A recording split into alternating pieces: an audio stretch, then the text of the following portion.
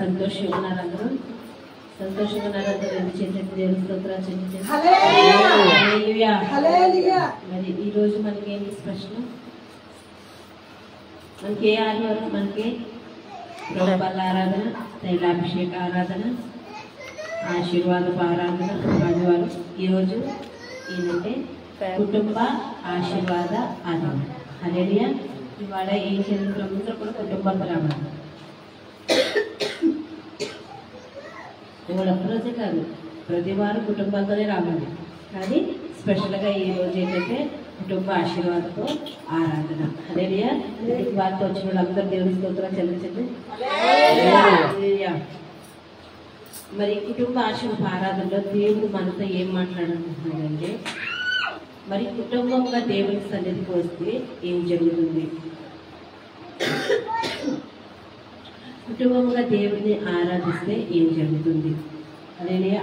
మరి ఈ రోజుల్లో ప్రస్తుతం ఉన్న ఈ పరిస్థితుల్లో కుటుంబాలు ఎలా ఉండాలి, కుటుంబంలో భార్య భర్తలు ఎలా ఉండాలని దేవుడు కొద్ది నిమిషాలతో మనతో మాట్లాడాలని ఆశపడుతున్నారు పరిశుద్ధాత్మ దేవుడు. మనందరము సరే సమూయేలు రాసిన 2వ గ్రంథము 6వ అధ్యాయము 11వ వచనం చదువుకున్నాము. 2వ సమూయేలు 6వ అధ్యాయము 11వ వచనం.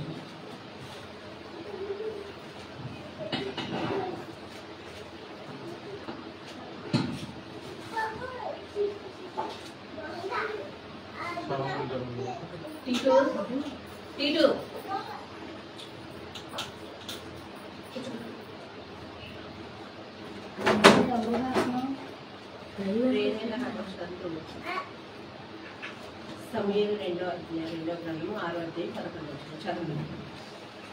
యెహోవా మందసము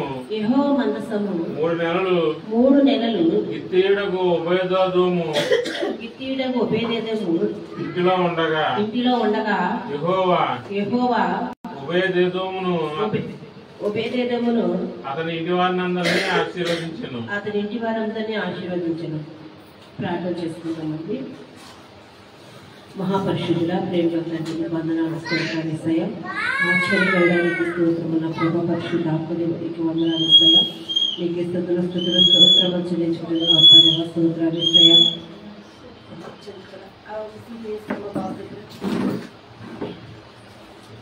నీకు వేలాది స్తోత్రాలేసయ్య. స్తోత్రాలు ప్రభానైనా 5 మన ప్రభావ మరి మందస్థంలో గురించి నా ప్రభులు మాట్లాడుతున్న ప్రభా, మరి కుటుంబంలో మందస్థం ఉంటే ఏం జరుగుతుందో ప్రభావం మాట్లాడాలి నా ప్రభా. అయా తండ్రి మన ప్రభ నా హృదయంలో పెట్టిన మాటలు నా ప్రభానైనా ఈ బిడ్డకు అర్థమయ్యే విధంగా బోధించడానికి నీ కృప దయచేయన ప్రభానైనా. నీకు వేలాది వందనాలు స్తోత్రాలు ఇస్తాయి. ఆశ్చర్యకరణ నా ప్రభ నిలబడిన నన్ను కూడా ప్రభ నీసులో చెట్లు మరుగుపరుచుకొని ఏడు ప్రార్థన చేత నింపిన ప్రభ నీ నోటి మురుగా వాడుతున్నాడు నా ప్రభ స్వరపలు ముట్టడు నా ప్రభ నేను స్వస్థపరచడు నా ప్రభునైనా. పరిశుద్ధాత్మదేవ తండ్రి అయా సుడిగా తేటిగా పెట్టక నా ప్రభ బలమైన వాక్కున్న ప్రభ నుడిగా దయచేయాలి ప్రభ. మీ దగ్గర చెవిని గ్రహింపగల మనసును పెట్టకు దయచేయాలి. వేసినాము నడుచున్నాము తండ్రి.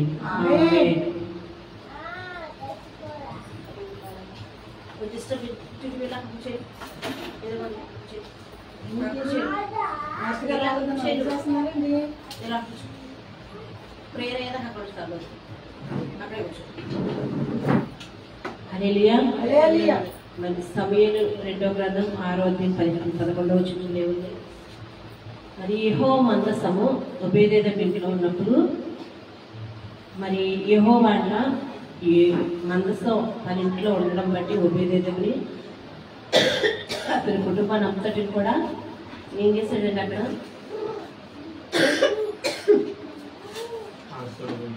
ఆశీర్వదించాడు. హల్లెలూయా. మరి యెహోవా మందసం అంటే ఏంటండి? యెహోవా మందసం అంటే దేవుని సన్నిధి, ఆయన ప్రసన్నత, ఆయన సన్నిధి. మరి గిత్తీయుడకు ఒబేదెదోము ఇంట్లో ఉన్నప్పుడంట యెహోవా అంట ఒబేదెదోమును అతని ఇంటి వారందరినీ కూడా ఆశీర్వదించాడట. హల్లెలూయా. అంటే మన కుటుంబంలో కనుక మన జీవితంలో మన కుటుంబంలో దేవుని సన్నిధి మన ఇంట్లో ఉంటే కనుక మనమే కాకుండా మన కుటుంబం అంతా కూడా ఆశీర్వదింపబడుతుందంట. హల్లెలూయా. అంటే నువ్వు కనుక నీ కుటుంబంతో నీ భార్య భర్తలు ఇద్దరు నీ పిల్లలతో కలిసి నువ్వు దేవుని ఆరాధిస్తూ దేవుని నామాన్ని గణపరుస్తూ ఆయన స్తుతిస్తూ నువ్వు ఆయనకి నమ్మకంగా జీవిస్తే ఆయన సన్నిధి నీ గృహంలో ఉంటే కనుక నీ కుటుంబమే కాదంట, నీ తల్లిదండ్రుల కుటుంబం, నీ భార్య తల్లిదండ్రుల కుటుంబము, నీ అన్నదమ్ములు, అక్క చెల్లెళ్ళు, నీ బంధువులు అందరూ కూడా ఆశీర్వదింపబడతారంట. హల్లెలూయా. మరి ఇక్కడ ఒబేదెదోము ఇంట్లో మందసం ఉన్నప్పుడు ఒబేదెదోము ఒక్కడే ఆశీర్వదింపబడ్డా? కాదంట, అతని ఇంటి వారు అందరూ కూడా ఆశీర్వదింపబడ్డారంట. హల్లెలూయా. అతని ఇంటి వారందరూ కూడా ఆశీర్వదింపబడ్డారంట.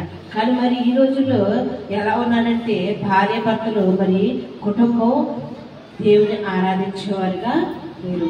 భర్త దేవుని ఆరాధిస్తే భార్య దేవుని దూరంగా ఉంటుంది.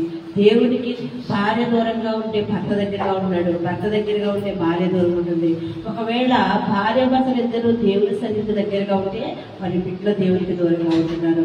ఒకవేళ బిడ్డలు మారి దేవుని ఆరాధిస్తే తల్లిదండ్రుల మందిరానికి వచ్చేవారుగా ఉండట్లేదు. హల్లెలూయా. కానీ ఇక్కడ ఏం చెప్తుందంటే మరి కుటుంబ ఆశీర్వాద ఆరాధనలో మనకి ఒబేదెదోములాగా మనం కూడా దేవుని మందసాన్ని మన కుటుంబంలో ఉంచుకోవాలంట. హల్లెలూయా. మరి యెహోషువ అంటాడు, నేనును నా ఇంటి వారందరూ యెహోవాను సేవించుదాము అంటున్నాడు. హల్లెలూయా. ఆయన ఒక్కదాన్నే సేవిస్తానంటాడా? నేనును నా ఇంటి వారందరూ యెహోవాను సేవించుదాము అన్నాడు. మనం కూడా ఎలా ఉండాలంటే ఆ విధంగా ఉండాలంట. మనం కూడా కుటుంబాలతో దేవుణ్ణి ఆరాధించే వారిగా మనము ఉండాలి. హల్లెలూయా. హల్లెలూయా. కుటుంబాలతో దేవుని ఆరాధిస్తే ఆయన ఆశీర్వాదాలు మనము పొందుకుంటాము. మరి ఈ రోజుల్లో ఎలా ఉన్నారంటే దేవునికి సన్నిధికి దూరం అయిపోయే వారు ఉన్నారు, కానీ ఎవరు కూడా ఆయన నామాన్ని కనపరిచేవారిగా ఉండట్లేదు. హల్లెలూయా. హల్లెలూయా. ఒకరు వస్తే పిల్లలు వస్తే తల్లి రాదు, తల్లి వస్తే తండ్రి రాదు, భర్త వస్తే భార్య రాదు. ఎలా ఉన్నారంటే అందరూ కూడా దేవునికి వ్యతిరేకంగా ఉంటున్నారు. హల్లెలూయా.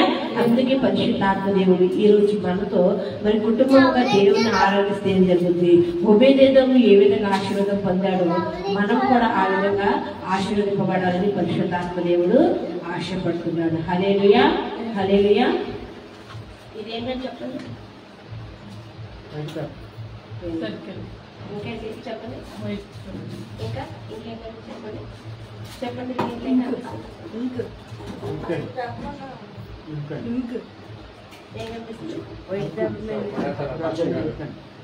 ఇంకేం కనిపిస్తుంది? ఇంకా వైట్ పేపర్ ఇంకేం కనిపిస్తుంది? కనిపిస్తుందా? అనేది చాలా మందికి ఏదో చూపించినప్పుడు మొట్టమొదటి ఏం కనిపిస్తుంది? అక్కడ నల్లమచ్చ కనపడుతుంది. హల్లెలూయా. నల్లమచ్చ పెద్దగా ఉందా, వైట్ పేపర్ పెద్దగా ఉందా? కానీ మనం చూద్దాం, మనకి ఏం కనిపిస్తుంది? నల్లమచ్చ కనపడుతుంది. హల్లెలూయా. మరి ఈ రోజు దేవుడు మనతో మాట చెప్పాలనుకుంటున్నాడు. మరి దేవుని బిడ్డలమైన మనము, దేవుడు తెలుసుకుని విశ్వాసం ఉన్న మనం కూడా ఎలా ఉండాలంటే దేవుని సన్నిధిలో ఈ వైట్ పేపర్ లాగానే ఉండాలి. హల్లెలూయా. ఈ వైట్ పేపర్ లాగా ఉంటే కనుక దేవుని సన్నిధిలో మనము దేవుడు అంట ఆయన ఇష్టమైన రీతిగా మన జీవితాన్ని రాసుకుంటాడు. హల్లెలూయా. ఎలా రాసుకుంటాడు? ఆయనకు నచ్చిన రీతిలో ఆయన ఎలాగైతే మన జీవితం ఉండాలని ఆశపడుతుందో ఆ విధంగా ఆయన మన జీవితాన్ని రాసుకుంటాడంట. హల్లెలూయా. కానీ మనం ఏం చేస్తామంటే ఈ వైట్ పేపర్ మీద మచ్చ ఎలాగుందో మన జీవితంలో కొన్ని మచ్చలు అలాగా అంటించుకుంటున్నాం. హల్లెలూయా. మరి రోజు కుటుంబాల్లో కూడా అవే ఉంటాయి. ఈ పేపర్ ఎంత పెద్దగా ఉన్నా కానీ అందరూ చూడగానే ఏం కనిపించింది? ఆ మచ్చే కనిపిస్తుంది. హల్లెలూయా.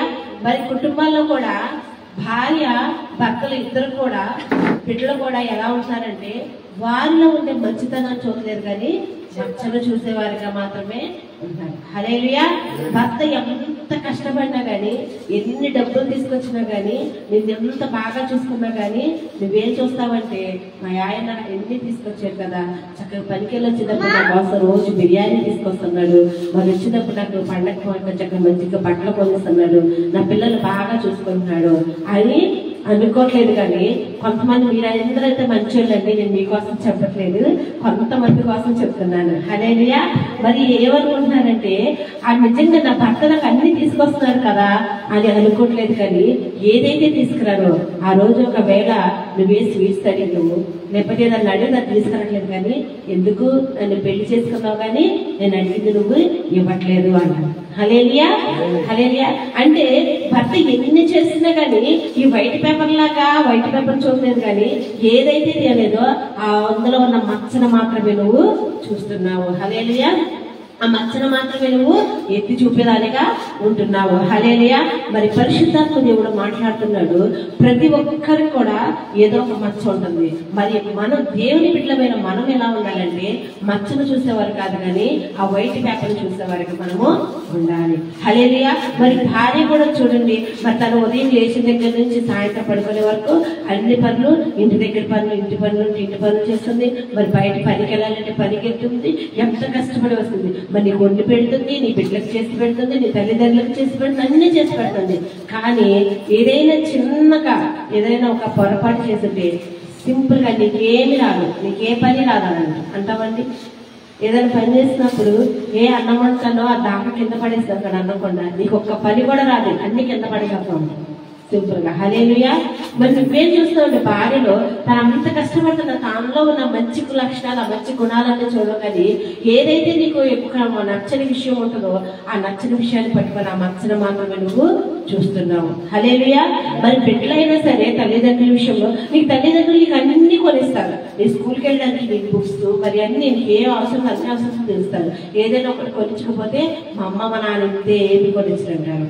తల్లిదండ్రులు కూడా అంతే, నేను పిల్లలకి ఇన్ని చేస్తున్నా కానీ పిల్లల మాట ఏమివ్వండి. హల్లెలూయా. మన చేతికున్న 5 వేళ్ళు ఒకేలాగా ఉన్నాయా చెప్పండి? 5 వేళ్ళు ఒకేలాగా ఉన్నాయా? లేవు.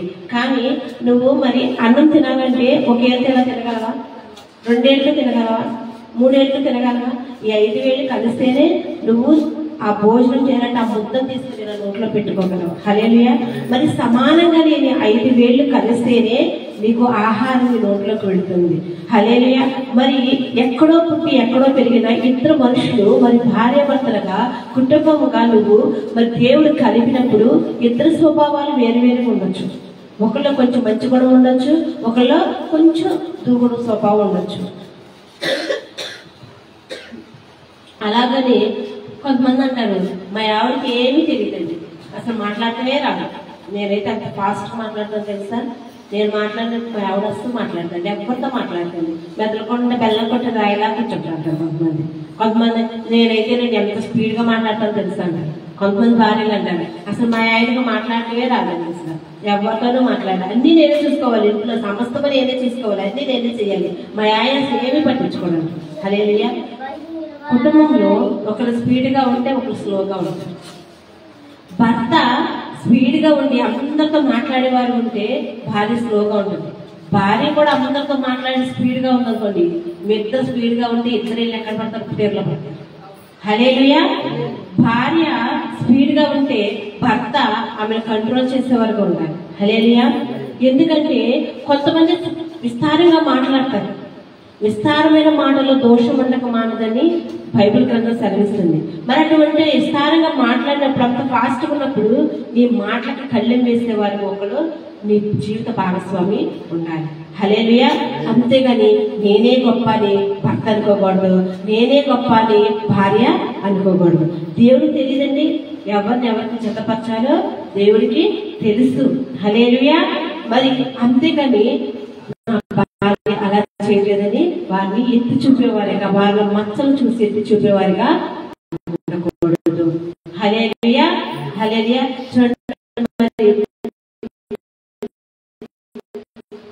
భార్య భర్తలు ఇద్దరు అన్నారంట, వారు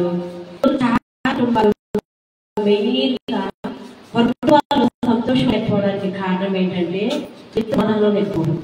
మొట్టమొదటిగా నేనే గొప్ప, నేనే గొప్ప, నేను లేకపోతే లేదు అనుకోవడం. హల్లెలూయా. భార్య నేను వండకపోతే నా భర్త తినలేదు, నేను వండితేనే ఆయన భోజనం చేయగలడు అనుకో భార్య. భర్త అనుకుంటాడు నేను ఇస్తేనే ఎవరు వండగలదని భార్య భర్త అనుకుంటాడు. హల్లెలూయా. నువ్వు తేవడం నీ బాధ్యత, వండడం నీ బాధ్యత. హల్లెలూయా. అంతేగాని నీ బాధ్యతని ఎప్పుడు కూడా నువ్వు గర్వంగా ఫీల్ అవ్వకూడదు. హల్లెలూయా. హల్లెలూయా. కూడా ఎలా ఉండాలంటే వారి మాటలు క్రీస్తు మాటలుగా ఉండాలి. హల్లెలూయా. ఇంతకాలంగా మనం పాడుకుంటా కలిసి ఉండాలని పరిశుద్ధాత్మ దేవుడు మనం ఏ విధంగా అయితే మనము ఆహ్వానిస్తున్నామో అదేవిధంగా భార్యలు కూడా ఇరువురు ఏకమయ్యి దేవునిలో నాటబడాలి. హల్లెలూయా. కానీ ఈ రోజుల్లో చాలా మంది ఎలా ఉంటారంటే కుటుంబాలు విడిపోవడానికి వాళ్ళకున్న మాటలు, వాళ్ళకున్న అహంకారం, నాకు నా భర్తకి ఏమీ తెలియదు, నా భార్యకి ఏమీ తెలియదు, నా కోసం ఏమీ చేయట్లేదు అనుకుంటారు. హల్లెలూయా. చూడండి, ఇంట్లోనంట భార్య భర్తలు ఇద్దరూ కూడా 3 రకాల స్వభావాలు కలిగి ఉంటారంట. హల్లెలూయా. మొట్టమొదటికంట భార్య అయినా భర్త అయినా ఇద్దరు ఎలా ఉండాలంటే ఒక మొట్టమొదటి స్వభావం అంట పొగిడే వాళ్ళు ఉంటారంట. కొంతమంది అంట పొగడాలంట. హల్లెలూయా. అబ్బా భార్య కూర వండుతుంది, అబ్బా నువ్వు వండినంతగా అసలు ప్రపంచం ఎవ్వరూ వండరు, అసలు రెస్టారెంట్లో కూడా ఈ రకంగా వండరు అని నువ్వు అడిగి అన్నావు అనుకోండి, నీ భార్య ఆనందపడిపోతావు. చెప్పండి, నిజంగా కదా. మనం వంట చేసినప్పుడు మన భర్తలు పొగిడితే చాలా ఆనందంగా ఉంటుంది కదా. అదే మనం కష్టపడి ఒక బిర్యానీ వండి పెట్టి ఏం మాట్లాడకుండా సైలెంట్గా తినేంతంటే ఎలా ఉంటుంది? నేను పొద్దున్నే లేచి కష్టపడి బిర్యానీ చేస్తే కనీసం బాగుందని ఒక మాట కూడా చెప్పకుండా ఎలా లొట్లేసుకొని తినేస్తాను అనుకుంటాం. పైగా మాట్లాడుకుంటాం కదండి. హల్లెలూయా. మరి నువ్వు కనుక బాగుంది అని ఒక మాట చెప్పానుకో అది చాలా సంతోషపడతాడంట. హల్లెలూయా. మరి భర్త కూడా అంతేనంట. అయ్యో నా భర్త కష్టపడదు, ఎవరిని మీరు అంత కష్టపడుతున్నారండి, మీ కష్టాన్ని చూడలేకపోతున్నారండి, మీరు నిజంగా చాలా కష్టపడుతున్నారు, ఈ రోజు రెస్ట్ తీసుకోండి, మీరు పనికి వెళ్ళొద్దులేండి. నువ్వు భార్య భర్తను పొగుడుతా ఉన్నావు అనుకోండి, లేకపోతే నువ్వన్నీ తీసుకొచ్చేద్దామండి, పిల్లలకి నాకు ఏది కావాలన్నా అసలు ఏ లోటు లేకుండా చూసుకుంటామండి, నిజంగా ఏ భర్త అలా చూసుకోవడానికి మీ భర్తను పొగిడే వరకు నిజంగా అప్పటి వరకు చేయపోయినా కానీ చేసేస్తాను. హల్లెలూయా. అప్పటి వరకు నీకు పట్టు చీర కొనపోయినా కానీ కొనేస్తారు, అబ్బా నా భార్య పొగుడుతుంది కదా అని. హల్లెలూయా. కుటుంబాల్లో మొట్టమొదటి స్వభావం అంట ఎలా ఉంటారంటే మనుషులు పొగడతల కోసం ఎదురు చూసేవాళ్ళు ఉంటారంట. హల్లెలూయా. రెండవదిగా తీసుకోవడానికి ఇష్టపడతారంట. హల్లెలూయా. రెండవదానికి తీసుకోవడానికి ఇష్టపడతారు. అంటే భార్యకి భర్త గిఫ్ట్లు ఇవ్వాలంట. హల్లెలూయా. నువ్వు ఒక పట్టు చీర కొనుక్కొచ్చు అనుకోండి, అసలు ఎంత ఆనందపడిపోతావు, అబ్బా మా ఆయన నా కోసం చక్కగా చీర తీసుకొచ్చి అనుకుంటాడు. నువ్వు సాయంత్రం వచ్చినప్పుడు మీ ఆవిడ కోసం స్వీట్ బాక్స్ తెచ్చాను, అప్పుడు మా ఆయన నా కోసం స్వీట్లు తీసుకొచ్చాను అనుకుంటాడు. హల్లెలూయా. అదేవిధంగా భర్త కోసం కూడా నువ్వు ఒకవేళ బయటకు వెళ్ళిపోయి ఇంట్లో ఉన్నప్పుడు భర్తకి ఇష్టమైన వండి పెడుతున్నావు అనుకో, నీ భర్తకి ఏది కావాలో అది ఇస్తున్నావు అనుకుంటాడు, మా ఆవిడ నా కోసం ఏం చేసింది కదా అనుకుంటాడు. హల్లెలూయా. ఒకవేళ అలా చేయకోకుండా ఉంటే కనుక వాళ్ళు మనసుని ఎన్ని చేసినా సరే, ఒకవేళ వాళ్ళ మనస్తత్వం గిఫ్ట్ తీసుకునే మనస్తత్వం అనుకోండి, నువ్వు ఎంత పొగడగా సాటిస్ఫై అవరు. హల్లెలూయా. హల్లెలూయా. అది సాటిస్ఫై అవరంట. ఎంత చూసినా కానీ వాళ్ళు సాటిస్ఫై అవరు. కానీ నువ్వు ఇచ్చేవారిగా ఉంటే కనుక వాళ్ళకి ఏదైనా గిఫ్ట్ ఇస్తే వాళ్ళు ఖచ్చితంగా సంతోషపడతారంట. హల్లెలూయా. ఈ విధంగా ఒకవేళ వాళ్ళు ఇచ్చేవారైతే కనుక వాళ్ళకి ఇవ్వాలి. నువ్వు ఇప్పుడు మనకు తెలిసిపోతుంది, మన ఇంట్లో మన భార్య కానీ భర్త కానీ వాళ్ళు పొగిడితే ఎలా ఉంటారు, ఒక గిఫ్ట్ ఇస్తే ఎలా ఉంటారు, వాళ్ళే సంతోషపెట్టి ఎలా ఉంటారు. కొంతమంది ఉంటారంట ఒక 3వ భావం చెందిన వాళ్ళు ఏం చేస్తారంటే వాళ్ళ పొగిడినా వాళ్ళు సంతోషపడ్డారంట, వాళ్ళకి గిఫ్ట్ ఇచ్చినా సంతోషపడ్డారంట. వాళ్ళకి ఏం కావాలంటే నువ్వు ప్రేమగా వాళ్ళతో 2 మాటలు మాట్లాడాలి. వాళ్ళకి కష్టం వచ్చిందా దగ్గర తీసుకొని ఏమ్మా ఏమైంది, నీకు ఏం బాధ వచ్చిందని వాడాలి. మీ భర్తను బయట నుంచి పనికి వెళ్ళి ఇంటికి వచ్చినాక మూడిగా ఉన్నాడా, ఏమైందండి, మీకు బయట పని లేదన్న సమస్య, వ్యాపారం లేని సమస్య, ఏమైందని ప్రేమగా 2 మాటలు మాట్లాడాలి. హల్లెలూయా. ఈ విధంగా నువ్వు మాట్లాడుతూ ఉంటే కనుక ఖచ్చితంగా వాళ్ళు సాటిస్ఫై అవుతారంట. హల్లెలూయా. అలా కాకుండా ఒకవేళ నీ భార్యకి నీకు పొగిడే స్వభావం ఉందనుకోండి, ఇంతసేపు నన్ను ఏమంటుంది, నేను చేసిన పనికి నా భర్త నన్ను పొగడాలి, నేను చేసిన పనికి నా భార్య నన్ను పొగడాలి, అటువంటి మనస్తత్వం మనస్తత్వం ఉన్నప్పుడు నువ్వు ఎంత ప్రేమ దగ్గర కూర్చున్నాను మాటలు మాట్లాడినా వాళ్ళు సంతోషించరు. నువ్వు ఎన్ని గిఫ్ట్లు ఇచ్చినా వాళ్ళు సంతోషించరు. ఒకవేళ వాళ్ళకి గిఫ్ట్లు ఇచ్చే స్వభావం అనుకోండి, నువ్వు ఎంత పొగిడగా వాళ్ళు సంతోషించరు. నువ్వు ఎన్ని ప్రేమ మాటలు చెప్పినా కానీ వాళ్ళు సంతోషించరు. హల్లెలూయా. ఒకవేళ వాళ్ళకి కావాల్సింది ఆదరణ మాటలైతే నువ్వు ఎన్ని గిఫ్ట్లు ఇచ్చినా ఎంత పొగిడినా కానీ వాళ్ళు సంతోషపడరు. హల్లెలూయా. కాబట్టి కుటుంబంలో భార్య మనస్తత్వం ఏమిటి, భర్త మనస్తత్వం ఏమిటని ఇప్పటికీ మీకు అర్థమైపోయింది. హల్లెలూయా. మరి ఏం చేస్తే మీ భర్తలో సంతోషపడతారో, ఏం చేస్తే మీ భార్యను సంతోషపడతారో ఈ పాటికి మీకు అర్థమై ఉంటుంది. అర్థమైందండి? ఎంతమందికి అర్థమైంది చెప్పండి? చెప్పండి. దేవుని అర్థమైందండి. ఈ విధంగా మనం అర్థం చేసుకొని వాళ్ళ తగ్గట్టు ఉంటే కనుక ఖచ్చితంగా కుటుంబాలు సంతోషంగా ఉంటాయి. హల్లెలూయా. ఆ విధంగా సంతోషంగా ఉంటే కనుక మనం కూడా దేవుని కుటుంబాల్లో ఆరాధించే వారిగా ఉంటాము. హల్లెలూయా. ఈ విధంగా లేకుండా ఒకళ్ళు ఆ పక్కకి ఒకళ్ళు పక్కకు ఉన్నారనుకోండి, పిల్లలు మూడో పక్కకు ఉంటారు, మనం దేవుని సన్నిధికి దూరం అయిపోతాము. హల్లెలూయా.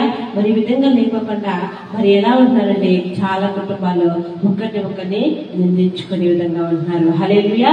ఒకరినొకరి మీద నిందలు మోపుకునే వారిగా ఉంటున్నారు. ఇంకెలా ఉండాలంటే ఒకరిని ద్వేషించుకుని అనేక విషయాలు దూరం అయిపోయేవారుగా ఉంటున్నారు. హల్లెలూయా.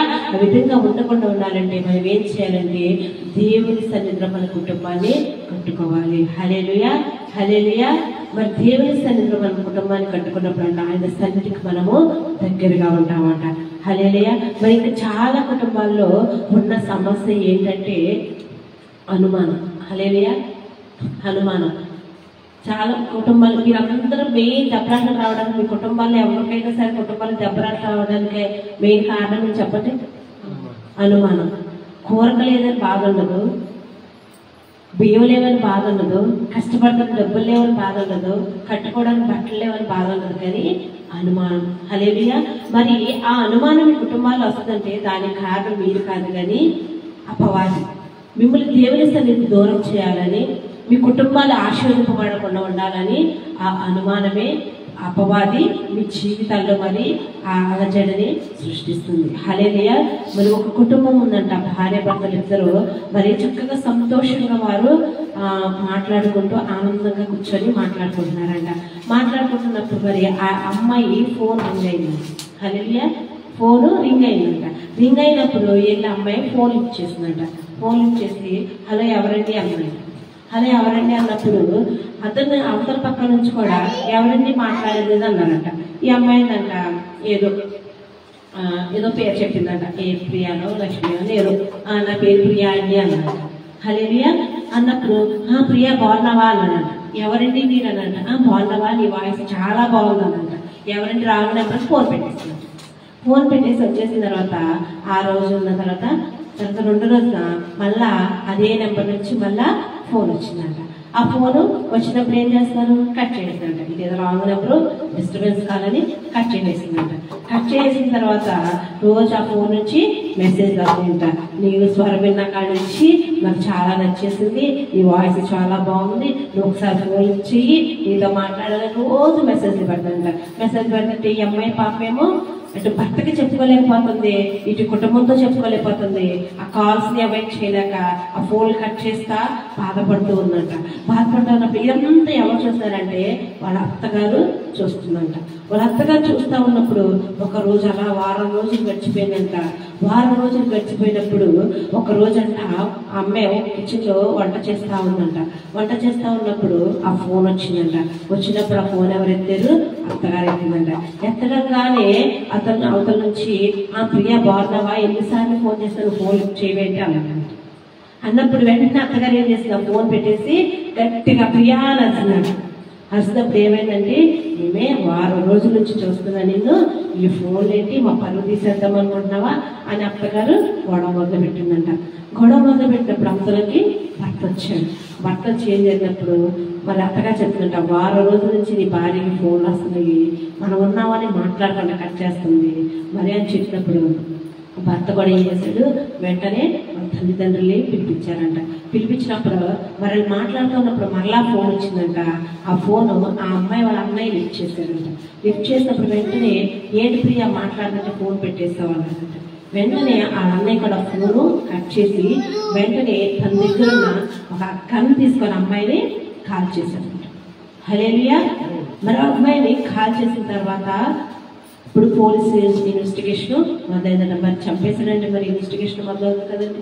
మరి పోలీసులు వచ్చినప్పుడు ఎంక్వైరీ చేశారంట. ఏం జరిగింది, ఏంటి అసలు, ఎందుకు అని అడిగినప్పుడు మరి కాల్ డేటా మొత్తం తీసినప్పుడు వారం క్రితం ఒక ఫోన్ వచ్చింది. ఈ అమ్మాయి మాట్లాడిన 2 మాటలే కట్ చేసింది. కానీ తర్వాత అందులో నుంచి అవుట్ గోయింగ్ ఏమి లేదు, చేసి ఫోన్లే కానీ వచ్చే ఫోన్లే ఉన్నాయి. ఆ రోజు 2 ఫోన్లే ఉన్నాయి. ఒకటి అత్తగారు లిఫ్ట్ చేశారు, ఒకటి అన్నయ్య లిఫ్ట్ చేశాడు. హల్లెలూయా. మరి అత్తగారు ఫోన్ లిఫ్ట్ చేసిన కాడి నుంచి అమ్మాయి తలలో బుల్లెట్ తేవడానికి ఉన్న సమయం అంతా 1 గంట లేదంటే అరగంట. ఆ గంటల అరగంటలో ఏమైంది, తన కుటుంబం పోయింది, తన ప్రాణం పోయింది. ఆ కుటుంబమే నామరూపం లేకుండా కలిసిపోయింది. హల్లెలూయా. దీని అంతటికి కారణం ఏంటండి? అనుమానం, అపోహలు. హల్లెలూయా. నిజంగా ఆ కుటుంబంలో అమ్మాయి చేసిన తప్పేంటంటే ఆ ఫోన్ వచ్చినప్పుడు తన కుటుంబంతో తన బాధ పంచుకోలేకపోవడం. చాలా మంది భార్యలు ఎలా ఉన్నారంటే నిజంగా ఇటువంటి ఫోన్ కాల్స్ వచ్చినప్పుడు వెంటనే కుటుంబంతో చెప్పాలి, చెప్పితే కనుక ఇటువంటి అపోహలు వచ్చి తన ప్రాణం పోయేది కాదు. హల్లెలూయా. మరి ఆ కుటుంబంలో ఆ భర్త అయినా, భార్య, ఆ అత్తగారైనా, అన్నగారైనా అసలు ఎవరు ఫోన్ చేస్తున్నారు, ఎందుకు చేస్తున్నారు, ఏంటి నేను ఒక్క నిమిషం కూడా ఆలోచించకుండా అవతల వాడు ఫోన్ చేసిన వెంటనే ఎవరు నువ్వు డీటెయిల్స్ కూడా అడగకుండా చెల్లి ఆవేశంతో అమ్మాయి ప్రాణాన్ని తీసివేశారు. హల్లెలూయా. సమస్య వచ్చినప్పుడు కుటుంబంలో సమస్యను చూసే కోణాలు 3 ఉంటాయండి. హల్లెలూయా. మొదటిది నువ్వేమి చూస్తున్నావు, ఆ సమస్యని నువ్వు ఏ కోణంలో చూస్తున్నావు అన్నది ఒకటైతే, రెండవది ఎదుటివారు ఏ కోణంలో చూస్తున్నారు. హల్లెలూయా. నీ కంటికి కనిపించినంత కూడా నిజమని నమ్మకూడదు. హల్లెలూయా. ఎదుటివారి కంటికి కనిపించినంత కూడా నిజమని నమ్మకూడదు. 3వ కోణం ఏంటంటే సృష్టికర్త అయిన దేవుడు చూసేదంట. హల్లెలూయా. హల్లెలూయా. సమస్య వచ్చినప్పుడు నీవు చూసే చూపే నీ ఆలోచన కాదు, ఎదుటివారు చూసే ఆలోచన కాదు, ఎదుటివారు చూసే చూపు కాదు, కానీ సృష్టికర్త అయిన దేవుడు ఏమి ఆలోచిస్తున్నాడా, దేవుడు ఏమి చూస్తున్నాడా అని మనము గ్రహించుకోవాలి. హల్లెలూయా. నిజంగా లోకానుసారంగా ఉన్న వారికైతే, అన్నిలకైతే, ఒకవేళ దేవుని తెలియని వారికైతే వారు చూసిందే నిజమని నమ్ముతారు, వారు చెప్పిందే నిజమని నమ్ముతారు. కానీ నువ్వు నేను ఎవరమండి? సృష్టికర్త అయిన దేవుని బిడ్డలము. హల్లెలూయా. సృష్టికర్త అయిన దేవుడు ఆయన రక్తంతో మనల్ని కొని, ఆయన మన కొరకు ఆయన ప్రాణాన్ని త్యాగం చేసి ఆయన బిడ్డలుగా మనల్ని మార్చుకున్నాడు. కాబట్టి కుటుంబంలో సమస్య వచ్చినప్పుడు మన ఆలోచనలు కాదు కానీ, మన చూపు కాదు కానీ ఏం తెలుసుకోవాలంటే మొట్టమొదటిగా దేవుని మాట మనము తెలుసుకోవాలి. హల్లెలూయా. దేవుడు ఏం ఆలోచిస్తున్నాడు, ఆ సమస్యను దేవుడు ఏ విధంగా చూస్తున్నాడని మనం ఒక్క నిమిషం ఆలోచిస్తే ఈ రోజు కుటుంబాలు విడిపోయేవాడిగా ఉండవు. హల్లెలూయా. నిజంగా నేను ప్రియవాళ్ళ నుంచి మరి ఇక్కడ వస్తున్నప్పుడు ఆ రైల్వే స్టేషన్ లో కానీ, ట్రైన్లో కానీ మరి చిన్న పిల్లలు అడుక్కుంటారు, స్టేషన్ లో పడుకుంటూ ఉంటారు. వాళ్ళ తల్లిదండ్రులు లేరా? ఉన్నారు. ఎందుకు? ఇటువంటి అపోహల చేత వారి కుటుంబాలు విచ్ఛిన్నమైపోయినాయి. హల్లెలూయా. హల్లెలూయా. మరి విచ్ఛిన్నమైపోయినప్పుడు వారి బిడ్డల జీవితము ఆ విధంగా ఫుట్పాత్ల మీద, రైల్వే స్టేషన్ల మీద పడుకోవాల్సిన పరిస్థితి వస్తుంది. హల్లెలూయా. హల్లెలూయా. మరి ఎలా ఉండాలంటే భార్య భర్తలు ఇద్దరు కూడా కుటుంబంలో ఎలా ఉండాలంటే దేవుని ప్రేమ కలిగి ఉండాలి, అపవాదికి చోటిచ్చేవారిగా ఉండకూడదు. హల్లెలూయా. హల్లెలూయా.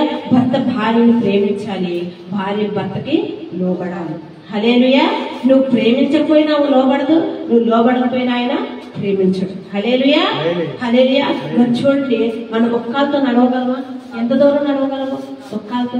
2 కాళ్ళు ఉంటేనే మనం నడవగలం. అలాగే భార్య భర్తలు ఇద్దరు కలిసి ఉంటేనే ఆ కుటుంబము సాఫీగా సాగుతుంది, వారి కుటుంబాలు ఆశీర్వదింపబడతాయి, వారి బిడ్డ జీవితము ఆశీర్వదింపబడుతుంది. హల్లెలూయా.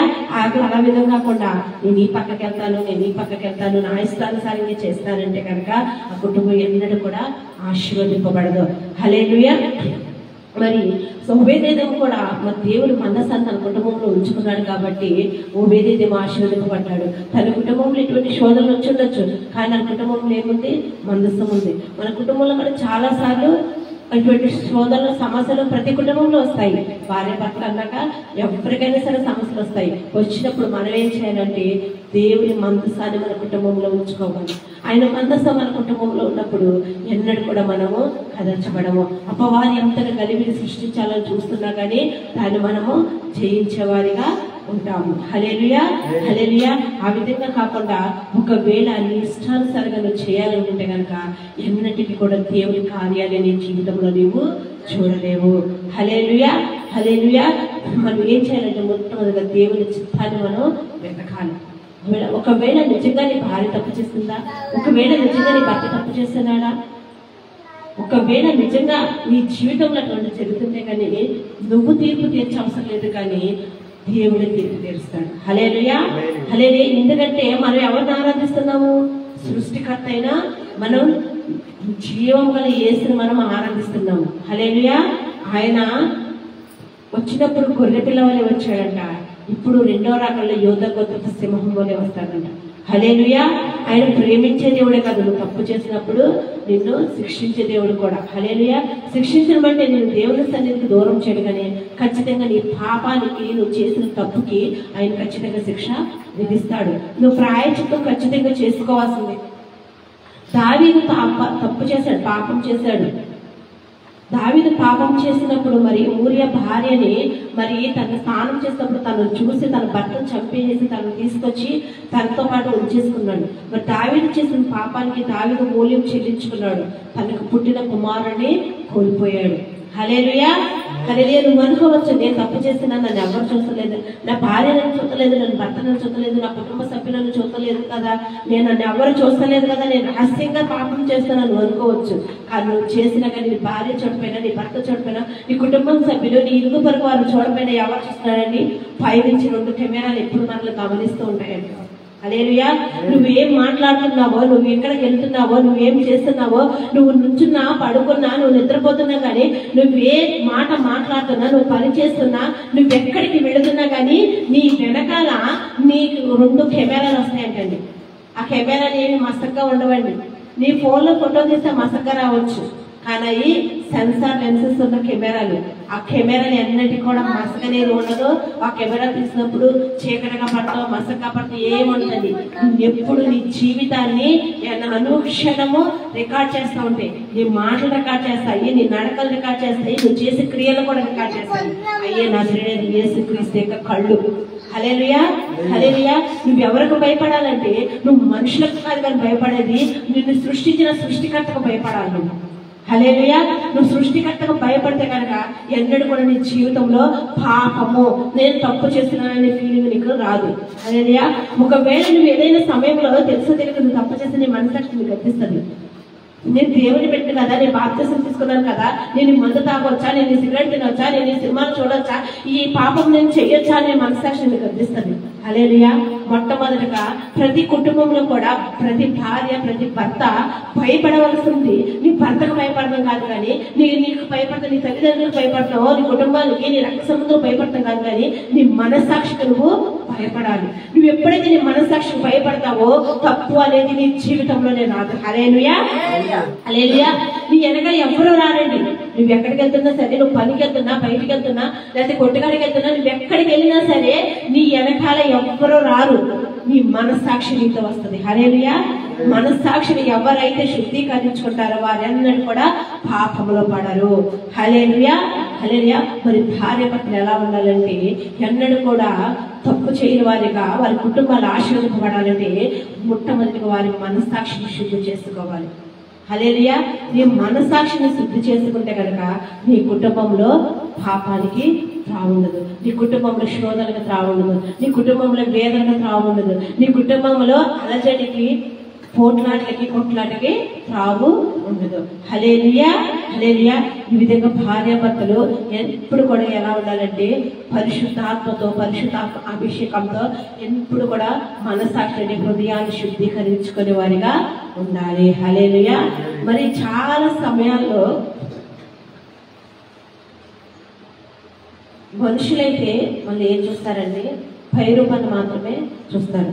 నువ్వు అనుకుంటున్నావు, ఒకవేళ మీరందరూ మంచోళ్ళండి, మీరు కాదు, లైవ్లో చూసేవాళ్ళు కానీ మరి స్వరం ఉంటున్నవారు కానీ అనుకుంటారు, నువ్వు అవును కదా, నేను ఒకప్పుడు పాపం చేశాను, నా భర్తని మోసం చేశాను, నా భార్యని మోసం చేశాను, నా తల్లిదండ్రులని మోసం చేశాను, నేను కాలేజీకి వెళ్ళని చెప్పేసి నేను కాలేజీకి వెళ్ళకుండా నా ఇష్టానుసారం జీవిస్తూ నా తల్లిదండ్రులు మోసం చేశాను, నా బిడ్డల్ని మోసం చేశానని ఎవరైనా అనుకుంటున్నారేమో వారి కోసం దేవుడు చెప్తున్నాడు. చూడండి, సమూయేలుకి రాసిన మొదటి పత్రిక 16వ అధ్యాయము 7వ వచనం. సమూయేలుకి రాసిన మొదటి పత్రిక 16వ అధ్యాయము 7వ వచనం.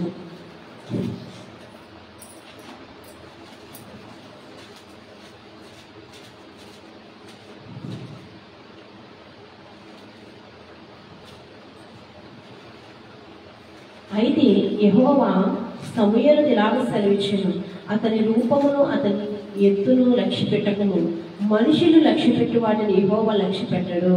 హల్లెలూయా. నేను అతను త్రోసివేసి ఉన్నాను. మనుషులు పైరూపమును లక్ష్య పెట్టుదురు కానీ యెహోవా హృదయమును లక్ష్య పెట్టును. హల్లెలూయా. చూడండి, ఇప్పటి వరకు ఒకవేళ నువ్వేనా పంపకాల్లో మునిగిపోయినావా, నీ కుటుంబంలో శోధనలో మునిగిపోయి ఉందా, ఒకవేళ నీ కుటుంబంలో ఒకవేళ ఇప్పటి వరకు మనం చెప్పుకున్న ఏదైనా నీ కుటుంబంలో శోధన ఉంటే కనుక నువ్వు ఇంకెన్నడూ కూడా నువ్వు బాధపడవసరం లేదు. నన్ను చూసి ఇటువంటి నా కుటుంబం ఇలాంటిదా, నీ భక్తి లాంటి వాడా, నీ భార్య లాంటిదా, నీ బిడ్డ లాంటి వాడని మనుషులు లోకస్తులు అనేక మాటలు అనొచ్చు. హల్లెలూయా. కానీ దేవుడు చెప్తున్నాడు, మనుషులంట పైరూపం లక్ష్య పెట్టారు కానీ దేవుడు అంట హృదయాన్ని లక్ష్య పెట్టారంట. హల్లెలూయా. రెండు చేతులెత్తి దేవుని స్తోత్రాలు చెల్లిద్దామా? హల్లెలూయా. మనుషులు ఏం చూస్తారండి? నువ్వు పైకి ఎలాగున్నా చూస్తావు, నువ్వు పైకి అందంగా ఉన్నావా, నీ పైకి నీ రూపం ఎలా ఉంది, నువ్వు సన్నగా ఉన్నావా, లావుకున్నావా, ఎర్రగా ఉన్నావా, తెల్లగా ఉన్నావా అని చూస్తాడు. కానీ దేవుడైతే ఏం చూస్తాడు? నీ హృదయాన్ని చూస్తాడంట. దేవునికి కావాల్సింది ఏంటండి? నీ హృదయమే దేవునికి కావాల్సింది. నీ హృదయము దేవుని ఆలయము, నీ హృదయము దేవునికి కావాలంట. హల్లెలూయా. నువ్వు చనిపోయిన తర్వాత నీ శరీరం దేవుని దగ్గరికి వెళ్ళదు, కానీ ఏమేంటంటే నీ హృదయమే దేవుని దగ్గరికి వెళ్తుందంట. కాబట్టి ఇప్పుడు వరకు ఒకవేళ నీ కుటుంబంలో ఏదైనా శోధన దాన్ని విడిచిపెట్టి నా హృదయం దేవునికి ఇస్తున్నానని దేవుని సన్నిధిలో మనం ఒప్పుకోవాలంట. హల్లెలూయా. ఇప్పటి వరకు ఒకవేళ నీ బలిపీఠం పడిపోయిందా, మళ్ళా నీ మందసం కూలిపోయిందా, నీ కుటుంబంలో ప్రార్థన లేదా, నీ బిడ్డల జీవితంలో సంతోషం లేదా, నీ బిడ్డలు ఎలా పెంచాలో నీకు అర్థం కావట్లేదా, ఒకవేళ నీవే తెలియక ఏదైనా తప్పు చేస్తున్నావా, నీ భర్తను నువ్వు నిందించున్నావా, నీ భర్తలో ఉన్న మచ్చలను వెతుకుతున్నావా, నీ భార్యలో ఉన్న మచ్చలను వెతుకుతున్నావా, ఇప్పటి వరకు ఏమి జరిగినా కానీ ఈ రోజు దేవుడు కుటుంబాలతో వచ్చిన మీతో చెప్తున్న మాట ఏంటంటే, ఇప్పటి వరకు జరిగిన వాటిని విడిచిపెట్టు, మరలా తిరిగి నీ బలిపీఠాన్ని కట్టుకోమంటున్నాడు. హల్లెలూయా. ఇప్పటి వరకు ఏమైంది? ఆ మాటల చేత, ఆ క్రియల చేత నీ బలిపీఠము కూలిపోయింది. ఆ కూలిపోయిన బలిపీఠాన్ని దేవుడు మరలా కట్టుకోమంటున్నాడు. ఏ విధంగా కట్టుకోవాలో చూద్దామని న్యాయాధిపతుల గ్రంథము 16వ అధ్యాయము 22వ వచనము. న్యాయాధిపతుల గ్రంథము 16వ అధ్యాయము 22వ వచనము.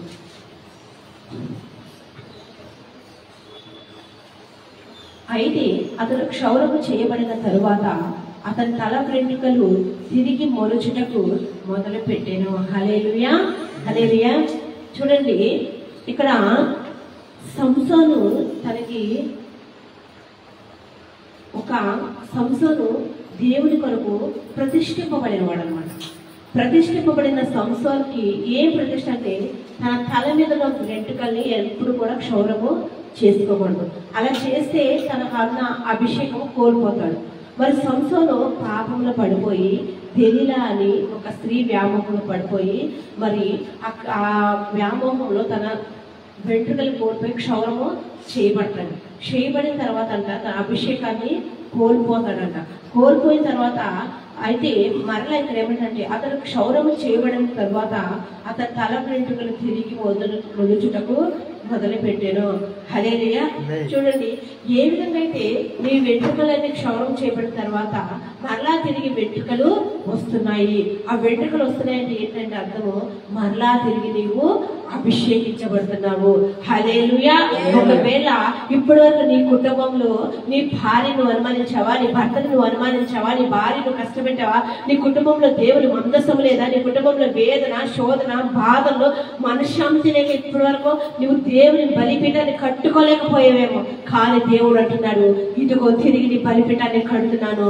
వెంట్రుకని ఏ విధంగా తిరిగి మొలుచునో ఆ విధంగా నీ జీవితంలో మరలా తిరిగి ఆశీర్వాదాలు మొలుస్తున్నాయి అంటాడు. నమ్మిన వారు చప్పటి దేవుడు నామమున హల్లెలూయా. దేవుడు ఏమంటాడు, నీ కుటుంబంలో బలిపీఠాన్ని కడుతున్నాను. ఇదిగో ఎలాగైతే గుండు చేయబడిన తర్వాత వెంట్రుకలు తిరిగి మొలుస్తాయో ఆ విధంగా పడిపోయిన నీ బలిపీఠాన్ని నువ్వు కట్టుకుంటే కనుక మరలా తిరిగి నీ జీవితంలో ఆశీర్వాదాలు మొదలవుతున్నాయి. మరలా తిరిగి నీ జీవితంలో సంతోషం మొదలవుతుంది.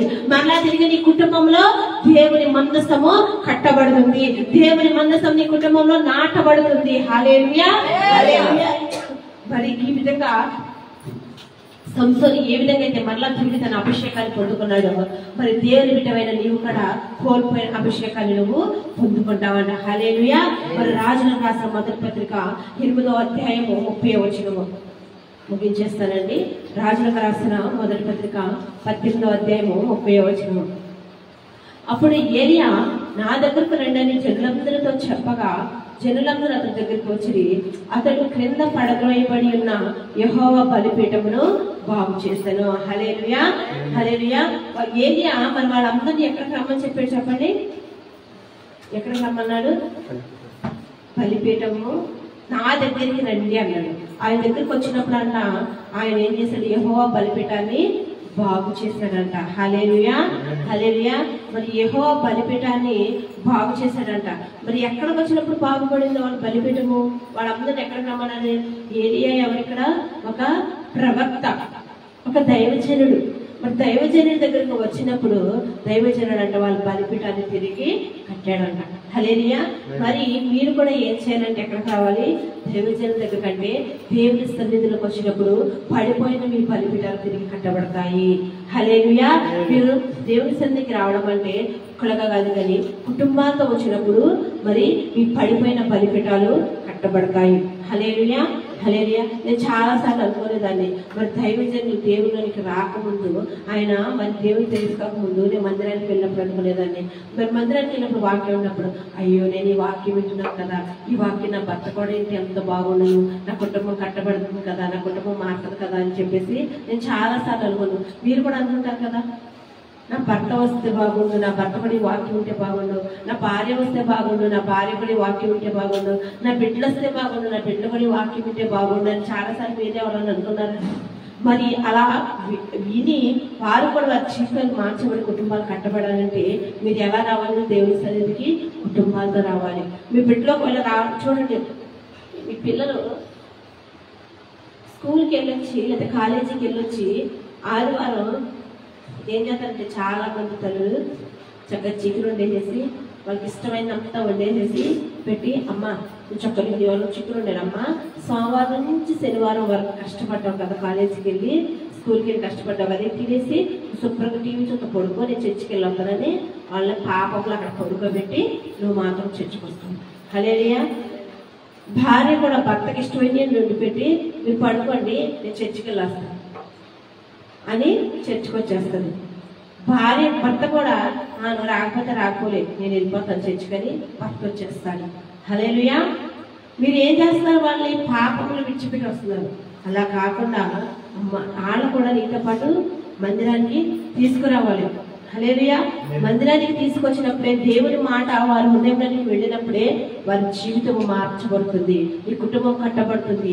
దేవుని మందసం నీ కుటుంబంలో ఉండి నీ జీవితంలో ఆశీర్వాదాలు మొలకెత్తుతాయి. హల్లెలూయా. హల్లెలూయా. మరి మన జీవితం మన పనిపెట్టాలని మనం కట్టుకోవాలన్నా, మన జీవితంలో ఆశీర్వాదాలు మొదలవ్వాలన్నా మొట్టమొదటిగా మనం ఏం చేయాలంటే మనం చేసిన ప్రతి తప్పిదాన్ని దేవుని సన్నిధిలో ఒప్పుకొని పశ్చాత్తాపడాలంట. హల్లెలూయా. పశ్చాత్తాపడాలి. లూకా సువార్త 22వ అధ్యాయము 61, 62 వచనాలు. లూకా సువార్త 22వ అధ్యాయము 61, 62 వచనాలు.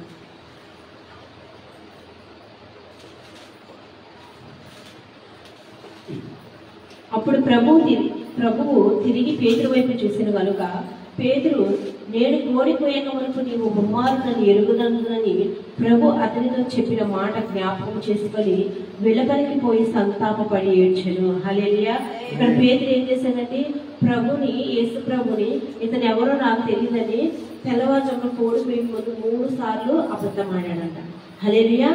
అబద్ధమైన తర్వాత మరి పేతురు అంట వెలుపలికి పోయి సంతాపపడి ఏడ్చినట్ట. ఆ మాటలు జ్ఞాపకం చేసుకొని అంటే అక్కడ పేతురు ఏం చేశాడు? ఏం చేస్తాడు చెప్పండి? పేతురు ఏడ్చాడు. సంతాపడంటే పశ్చాత్తాపడ్డాడు. తను చేసిన తప్పుకి పశ్చాత్తాపడి ఎప్పుడైతే దేవుడు 3 సార్లు చెప్పాడు, దేవుడు పశ్చాత్తాపడినంత పేతురు అంట మొదటి ప్రసంగంలో 3,000 మందిని రక్షించాడంట. హల్లెలూయా. అపోస్తల కార్యములో 10వ అధ్యాయం 15వ వచనంలో 3,000 మందిని రక్షించుకున్నాడంట. హల్లెలూయా. నువ్వు కూడా ఒకవేళ నీ జీవితంలో నీ మాటల ద్వారా కానీ, నీ క్రియల ద్వారా కానీ, నీ ఆలోచన ద్వారా కానీ, లేకపోతే నీ నడక ద్వారా కానీ, నీ శరీరం ద్వారా కానీ నువ్వు కూడా ఏదైనా పాపంలో పడిపోయి ఉంటే కనుక పేతురులాగా పశ్చాత్తాపడి దేవుని సన్నిధిలో ఒప్పుకుంటే ఖచ్చితంగా దేవుడు నిన్ను నీ తప్పిదాన్ని క్షమించి ఆశీర్వదిస్తాడంట. హల్లెలూయా. హల్లెలూయా. మరి మనం పై విధంగా చెప్పుకున్న విధంగా మనం మన కుటుంబాల్లో దేవుని చిత్తాన్ని త్రాగిస్తూ మనం ఒకరినొకరు గౌరవించుకుంటూ మనం చేసిన తప్పిదాన్ని దేవుని సన్నిధిలో ఒప్పుకొని విడిచిపెడితే కనుక దేవుడు ఖచ్చితంగా ఆశీర్వదిస్తాడంట. ఈ విధంగా ఆశీర్వదిస్తాడు చూడండి. ఆదికాండము 12వ అధ్యాయము 10వ వచనం.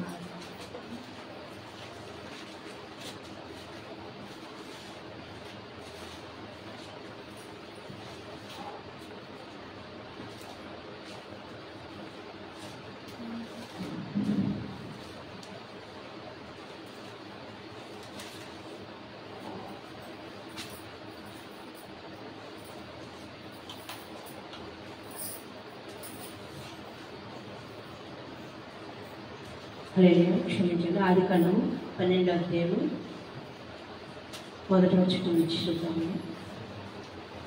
2వ వచనం అండి. నిన్ను గొప్ప జనముగా చేసి నిన్ను ఆశీర్వదించి నీ నామమును గొప్ప చేయుదును.